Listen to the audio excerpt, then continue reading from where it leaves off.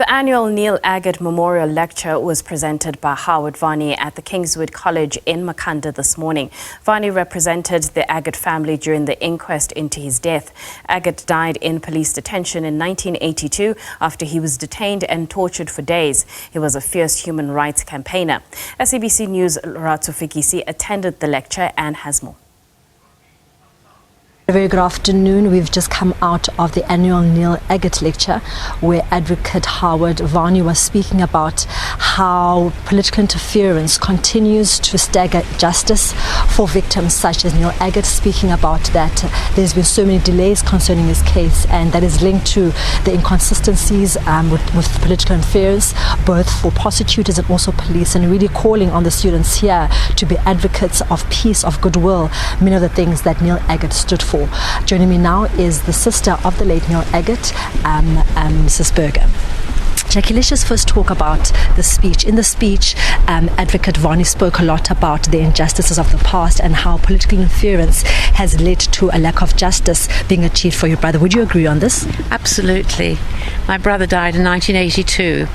And although there was an initial inquest, which was obviously a very incorrect verdict that came out from that Neil had committed suicide and the policemen had all colluded to lie in the court, it took 40 years for them to reopen the inquest.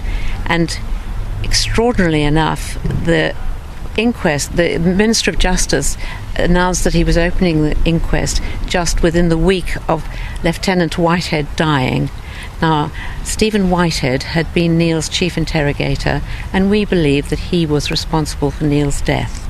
And the two cannot be separated, really, the fact that they allowed the inquest to be opened so soon after his own death.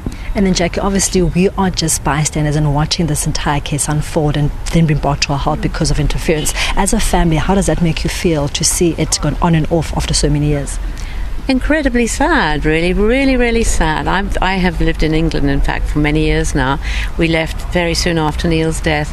And when I saw President Mandela coming to power, taking over, the Rainbow Nation being born, I was so full of hope that this would be a land of justice and hope, and those perpetrators who had committed such evil and heinous crimes would be brought to justice, especially after the Truth and Reconciliation Commission, because that opened so many doors for the opportunity for the brutal and inhumane people who had done these crimes to be brought to justice, and nothing ever happened. And it was incredibly sad and undermined my great joy that South Africa had become the rainbow nation that we'd so hoped for.